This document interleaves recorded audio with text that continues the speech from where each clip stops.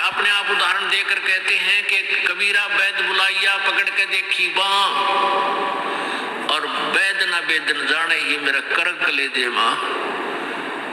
कहते हैं डॉक्टर बुलाया, डॉक्टर ने नाड़ी देखी, बाँ पकड़ के, पहले ये थे थर्मामीटर, हाथ से देखा करते हैं, और वैद कहता है इसका कोई बीमारी नहीं, और रोज सूखते आवे। कहते हैं कबीरा वैद बुलाइया पकड़ के देखी बाँ, और वैद न वेदन जाने ही मेरा करक ले दे माँ। उस परमात्मा की और यहाँ के दुखों का जो दुख है, यहाँ के दुखों को देख देख कर कुत्ते ने देखा खाज किधर कीड़े पड़ रहे उसके, किसी खाज लग रही है, ये भी पहले आप जैसे अड़े चौड़े हो कांडे थे और बढ़िया बढ़िया सूट गाड़ के चाले थे, भक्ति करी को नाच ब्रह्म माटी करवा ली। तो ये बातें उनको तुरंत याद आने लग जाएंगी जिनकी आंखों का मोतियाबिंद का ऑपरेशन हो गया, अर्थात जिनको तत्व ज्ञान हो गया। अब तो हम देखते हैं कुत्ते हैं, गधे हैं, सुअर हैं, बैल है, जोड़ रखा गाड़ी में, भर रखा सामान, चलता नहीं था, दे लट्ठा गद्दा है गदौरी उस पर। तो हमने सोचा ये तो ऐसे बनते रहेंगे और हम ऐसे ही मनुष्य बने रहेंगे। काल ने ऐसी बुद्धि भ्रष्ट कर रखी हमारी, क्योंकि ज्ञान है नहीं। ज्ञान हो तो हम ये नहीं सोच सकते, क्योंकि यहाँ तो प्रत्येक प्राणी का अपना किया कर्म इसको मिलेगा। आज मनुष्य है, भक्ति ठीक की नहीं तो अगली योनियों अन्य प्राणियों की योनियों में जाएगा ही जाएगा। तो फिर ये बातें, यहाँ का यो कष्ट, किसी का हाथ कट रहा, किसी की टांग कट गई, कोई अंधा हो रहा, किसी का बेटा मर गया, किसी की बेटी मर गई, एक परिवार में 2-2-3 दिन इकट्ठे मृत्यु हो रही है। अब उस परिवार के स्थान पर आप अपने को सोच कर देखो जो जश्न मनाने की तैयारी में है, तो फिर ये बकवादें अब पलट जाएंगी। 90% जो हम वेस्ट करते हैं अपना समय इस पेट के लिए और इस संसारिक इन बकवादों को जोड़ने के लिए, ये 90% अपने आप शांत हो जाएगी। ना दहेज लेंगे ना देंगे। किसी के 2 कन्या हो जाती है, उसको नींद आनी बंद हो जाती है। ऐसा हमने अपने आप एक मकड़ी वाला जाल फैला के आप फंस बैठे उसमें दहेज के चक्कर में, क्योंकि हमें ज्ञान नहीं। हम किसी से आज पैसा लेते हैं, अगले जन्म में वो पैसा वापस देना पड़ेगा। किसी ने मान ले किसी को दबाव देकर दहेज का पैसा ले लिया, या वैसे 2 नंबर के काम करते ले लिया, लेकर दिया नहीं, अगले जन्म में वो पूरा करना पड़ेगा। किसी का गधा बनकर देना पड़ेगा, किसी का भैंस बनकर देना पड़ेगा, और या फिर अगले जन्म में वो दामाद बन के ले जाएगा जिसको आज तुम दामाद बन के ले रहे हो। तो इस पंगे में अनजान व्यक्ति दिया करे। परमात्मा ने जो आपको देना है वही देना है, आपके प्रारब्ध में लिख रखा है। उसमें आप अगर फेरबदल करने की चेष्टा करोगे दूना दुख उठाओगे। फेरबदल भी परमात्मा ही कर सकता है। शास्त्र अनुसार साधना करने से आपके भाग्य में ना होगा वो पुण्य, और परमात्मा करवा कर या अपने कोटे से देकर आपको यहाँ होटल वाली सुविधाएं अवश्य देगा, पर अधिक नहीं मांगनी चाहिए। तो ऐसे नानक साहब जी से किसी ने प्रश्न किया, क्योंकि नए नए भक्त बहुत जाते रहते हैं। कहते हैं हे गुरुदेव, हे परमात्मा, आप हमें कभी खुश नजर नहीं आते, आप खोए खोए से रहते हो। तो नानक साहब जी कहते हैं भाई क्या बताऊं। कहते हैं ना जाने काल की कर डारे, और किस विध ढल जा पासावे, और जिनाते सरते मौत खुड़क दी उनानु केड़ा हासावे। कि 1 सेकंड का पता नहीं आके बिजली गिर जा और कहाँ गिर जा। जैसे सन 2000 की बात है, पूरा भारतवर्ष गणतंत्र दिवस 26 जनवरी मना रहा था। उधर से गुजरात के अंदर एक जबरदस्त भूकंप आ गया। लाखों व्यक्ति अपने ही मकानों के नीचे जो 3-3, 4-4 मंजिल के सारा जीवन पीढ़ी 2 पीढ़ी लाख का बनाकर उसमें जश्न मना रहे थे, उन्हीं के नीचे दब के और लाखों व्यक्ति मर गए। सुबह सुबह का समय, छुट्टी का दिन और सारे घर में सेठ थे। काल ने किसा दाव लगाया। तो यहाँ परमात्मा कहते तुम तो बालक हो, बालक कति डरते नहीं जरा से भी। डर जब हो जब आपको ज्ञान हो, और ज्ञान हो सत्संग से। सत्संग मान का समय नहीं कि तो और बकवाद हो रही हो, देख लो दुनिया इकट्ठी हो जा। और यहाँ कितने भक्त आ पाते हैं, जो आ पाते हैं वो बहुत महान और पुण्य आत्मा है। उनके पिछले संस्कार इतने जबरदस्त हैं कि उनको प्रेरित करके लाते हैं, परमात्मा की रजा होती है उनके ऊपर। तो क्या बताते हैं, ना जाने काल की कर डारे और किस विध ढल जा पासावे, और जिना ते सरते मौत खुड़क दी उन्होंने केड़ा हंसावे। अब फिर पूछते हैं क्या प्रभु आप सदा ऐसे ही रहते हो? प्रश्न किया किसी ने नानक जी से। नानक साहब ने कहा कि भाई मुझे भी खुशी होती है, लेकिन वो खुशी हम ऐसे प्रकट नहीं करते जैसे अनजान लोग करते हैं, नाचे कूदते या हा हा हा दांदरे करते। नहीं, अंदर ही होता रहता हमारे जो कुछ होता है। कहते हैं साध मिले साड़ी शादी होंदी, साध मिले साड़ी शादी होंदी, और विछड़ जा दिलगिरी वे, अखदे नानक सुनो जहाना मुश्किल हाल फकीरी वे। कि तुम भक्तजन जब आते हो मेरे पास सत्संग सुनने के लिए, और जो उपदेश ले चुके हैं, और फिर वो सारे के सारे रह रह कर मेरे पास आ रहे हैं, तो मुझे बहुत खुशी होती है। उस दिन हमारे विवाह होता है, शादी होती है, समागम होता है, चहल पहल होती है।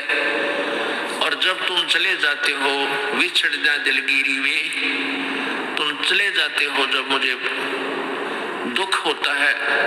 क्यों होता है कि तुम काल के उसमें पहुंच चले जाते हो, क्योंकि भक्त कम होते हैं और काल प्रेरित व्यक्ति ज्यादा होते हैं। मुझे ये डर लगा रहता है कि कहीं ये भोली आत्मा उन काल के दूतों के ना फंस जा और उनकी बातों वहां के भक्ति ना छोड़ दे, इनकी दुर्गति ना हो जा। जब तुम ठीक ठाक वापस आ जाते हो सभी, तो मेरी आत्मा खुश होती है। उस दिन मेरी खुशी का कोई ठिकाना नहीं होता, लेकिन वो होती है अंदर ही अंदर, लोग दिखावा नहीं होता। साध मिले सड़ शादी होंदी, और विछड़ जा दिलगिरी वे, अखदे नानक सुनो जहाना मुश्किल हाल फकीरी वे। भाई कहते हैं भक्ति करना बहुत मुश्किल है। मुश्किल इन काल के दूतान बना दी, जनता ज्ञानहीन कर दी। जो भक्ति नहीं करते वो तो सीधे काल के जाल में है ही। जो भक्ति करने की चेष्टा करते हैं तो किसी का तो पति लाठी ठाए पाओगा, तो उसके पति ने कोई और इंजेक्शन ला जाएगा। यो क्यों होया भाई, हम भी तो नाम ले रहे हैं, हम वहां जाते हैं, हम तो 6 महीने साल में कभी कभी जाते हैं, और आप कहते हैं 10वें दिन भाग लेते हैं। तो भगत ने नाम ना ले रखा तो वो परेशानी पैदा करेगा ही करेगा। किसी की पत्नी ने नाम नहीं ले रखा, भगत ने ले रखा है, तो वह सींग पिनाए पावेगी। किसी के कहने सुनते जानते क्या सुनी घर में होगी। काल ने तक करवाना है कि किसी प्रकार ये वहां जाना छोड़ दे, तेरे जाल में फंसे रहे। इसका तो पूरा प्रयत्न रहेगा। लेकिन पुण्यात्मा यु ज्ञान रूपी ढाल आपको इसलिए दी जाती है कि अपना बचाव करो और भक्ति मत छोड़ना, चाहे कुछ भी हो। आप पुण्यात्माओं अपने घर के काम में, ठीक है, पति पत्नी बच्चे सब कोई कार्य करना है तो सब मिलकर सलाह बनाकर कर लें, बहुत अच्छा होता है। उसमें कोई हानि लाभ भी हो जाती है तो विशेष दुख नहीं होता। उसमें अवश्य राय एक दूसरे की लेकर काम कर लेना चाहिए। और जब आता आत्म कल्याण का समय, उसमें किसी की राय की आवश्यकता नहीं। मान लीजिए आपने नाम लेना है और आपका पति नाट्य है, तो नाट्य जागा। ये अपने जीवन का सौदा तुमने खुद सोचना होगा, इसमें किसी की राय की आवश्यकता नहीं। आपने नाम लेना, आपकी पत्नी मना करती है तो करण दे, इसमें किसी की सलाह लेने की जरूरत नहीं है, चाहे कोई राजी रहे चाहे नाराज रहे। यदि मीराबाई उस समय ये सोचती कि तेरी माँ क्या कहेगी, तेरे पिता क्या कहेगा, ये समाज क्या कहेगा, तो मंदिरों में जाती है, क्योंकि उस समय ठाकुर समाज अपनी बहन बेटियों को घर से नहीं निकलने देते थे, पर्दों में रखते थे। लेकिन मीराबाई बालक नहीं रही थी, समझदार थी वह। उसको पता था कि आज तो मैं लोक लाज कर मैं आके भक्ति नहीं करूंगी और फिर कुतिया बनकर बाजार में आंडूंगी, कोई मेरी इज्जत का रक्षक नहीं मिलेगा।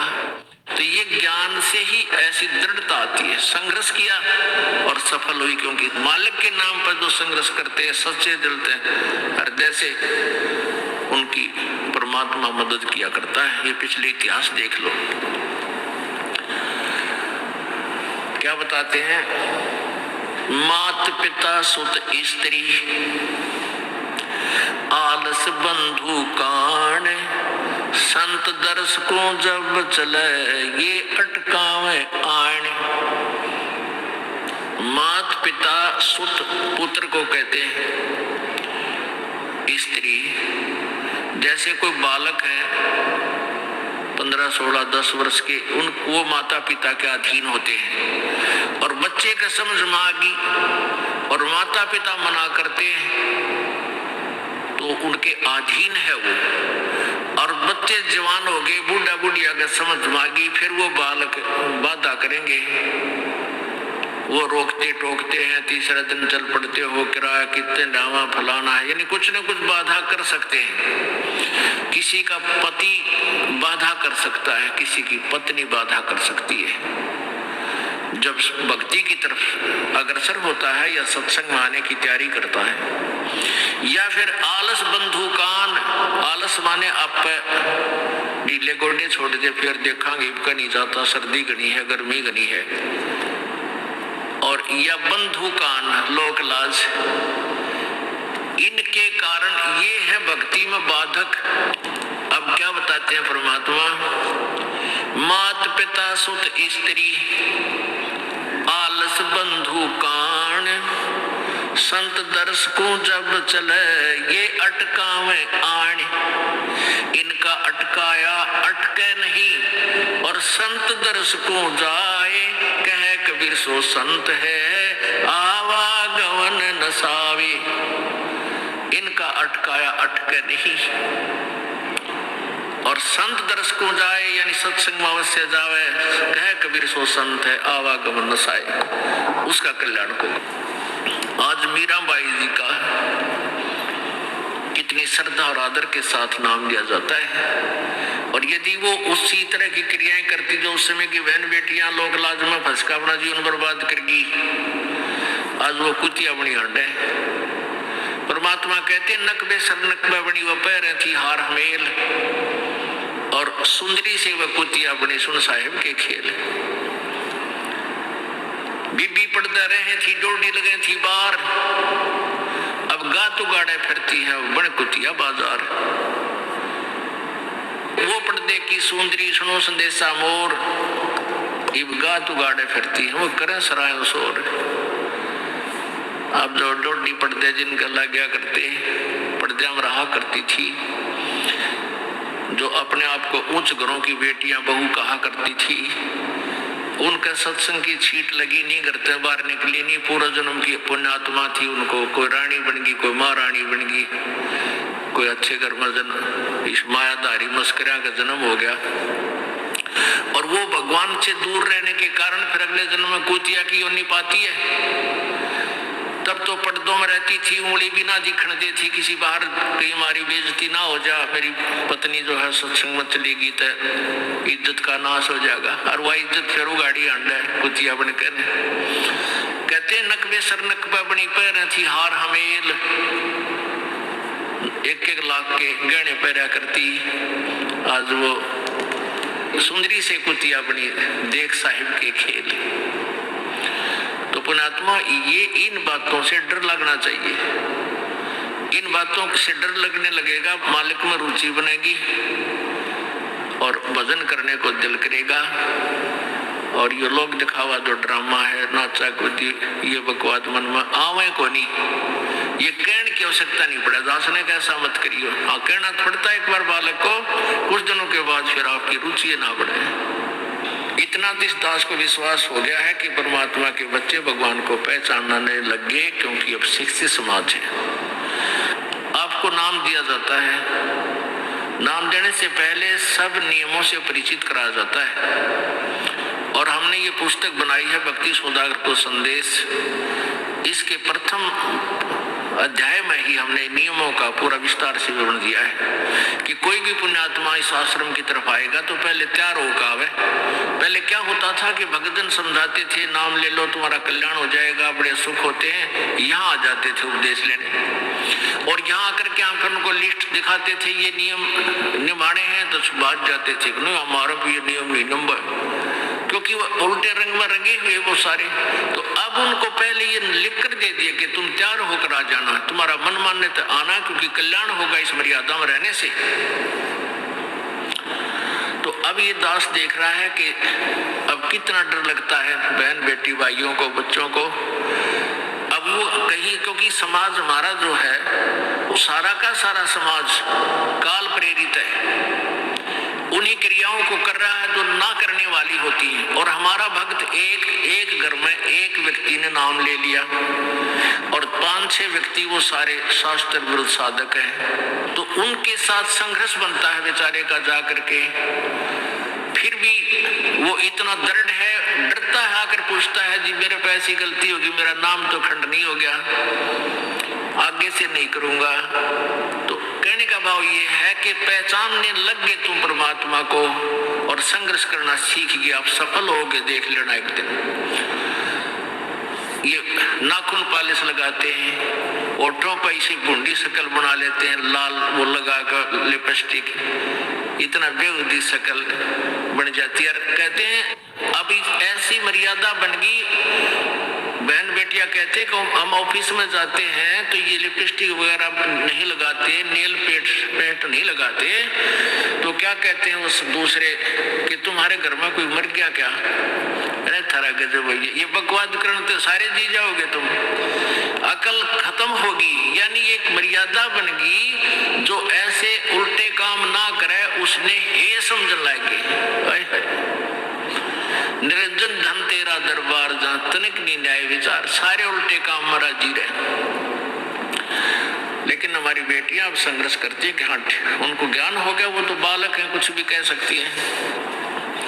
तो अब हम सबको बताते हैं ये ऐसा नहीं करना, क्योंकि पहले हमारा ज्ञान गांव में ज्यादा चला था। इस दास ने गांव में जाकर प्रचार किया, तो वहां तो ये था कोई ना लिपस्टिक का फंड था, ना कोई नाखून पालिश लाया करती, मेहंदी मुंदी ला लेती, तो अरे वो भी मना कर दिया हमने, समझा दिया कि इसका कोई फायदा नहीं है, अपना भक्ति करो। तो वो तो सब एक साधारण सी बात ही छोड़ छाड़ दी। ये शहरों में फैल गया परमात्मा का जो ज्ञान है। अब शहरों से जो बेटियां आती हैं वो सारे तो नाखुना निशी बुरे हालत सनाए पाओगी। और इधर बिहार में तो और बेगन हो रहा है, बुढ़ी बालक सारे लाल ये नाखुना न कती जो कुसूती तरह पेंट करके लाऊंगी न चमकांदी। अब इनको समझाना पड़ता है कि ये नहीं करोगे तो मान जाते हैं कि नहीं आगे नहीं करेंगे हम, तो इनकी आवश्यकता भी क्या है? भगवान ने जो कितने सुंदर नाखून पहले बना के दे रखे, इनमें क्या फायदा और बकवाद करण की? तो मालिक ने जो अंग दे रखे हैं वो बहुत अच्छे बना के दे रखे हैं, इसमें हमको फेरबदल करें, ये हमारी वो लोग दिखावा मेकअप है, इसकी हमें आवश्यकता नहीं। अब तो हम आपको बता रहे हैं, समझा रहे हैं पहली बार, फिर आप पे सियाने हो जाओगे, आपकी अब पर रुचि ना करे। जैसे नानक साहब कहते हैं, ना जाने काल की कर डारे किस्मत डल जा पास आवे। अब प्रसंग था कि साध मिले साड़ी शादी होंगी और भी छड़ जा दिलगिरी वे, अख दे नानक सुनो जहाना ये मुश्किल हाल फकीरी वे। तो नानक साहब क्या बताते थे कि तुम जाते हो यहाँ से सत्संग सुनकर और वहां आप ऐसे समाज में जाते हो जो सब काल प्रेरित होकर के वो साधनाएं, वो क्रियाएं, वो ड्रामाबाजी करता है, जिससे मुझे डर लगा रहता है कि कहीं आपकी क्रियाएं भंग ना हो जाएं और आप काल के मुंह में चले जाओ। जब तुम वापस आ जाते हो तो मुझे बहुत खुशी होती है कि परमात्मा के बच्चे काल के जाल से बचे हुए हैं, तो उस दिन खुश होता हूं मैं। और तुम चले जाते हो तो मेरी एक तो वो ज्ञान की यहाँ काल का लोक है, ना जाने कब जाना पड़ जावे, इस कारण से डर से अपनी भक्ति करता रहता हूं। और एक तुम्हारी भी चिंता खाती रहती है कि कहीं काल के जाल में ये बालक फिर ना फंस जाए। तुम वापस आ जाते हो एज इट इज, तो फिर मेरी खुशी का ठिकाना नहीं रहता। साध मिले साड़ी साधी होंगी, साध यानी साधु संत, ये भक्त आप साधु, साधु माने जो साधना कर रहा है, और साधु सोए जो सीधा चाले, यानी जो और लोग दिखावा बकवाद नहीं करता, शराब मांस तंबाकू नहीं पीता, और मेकअप वगैरह शरीर के वापस जरूरत नहीं। कहते पतिव्रता भावानी चोम चटक श्रृंगार, जो पतिव्रता यानी जिसने केवल अपने पति से ही लगा हुआ है, फिर उसने बकवाद करने की क्या आवश्यकता है। तो कहने का भाव यह है कि हम सच्चे ढंग से जब लगेंगे, फिर हमने अब कोई इच्छा ना हो किसी वस्तु की। परमात्मा कहते इस काया का गर्व ना करियो के काला के गोरा रे, और बिना भजन इसका कुछ काम ना आवे, चाहे एतर छड़को चारों ओरा रे। ये शरीर क्या है, ये गोरा दिखा है चाहे काला किसी का, इसने थोड़ा सा छोल के देख लो, एक जैसा कोबाड़ सब में भरा पड़ा है। ये ऊपर पालिश का फर्क रखे, और इससे ना अच्छा बुंडा मान लेते नहीं। ये चाहे काला है, चाहे टेढ़ा बेढ़ा है, चाहे किसा बुंडा काना लंगड़ा है, इसमें जब भक्ति कर गया वो सफल है, और इस मेकअप में लग गया वो असफल है।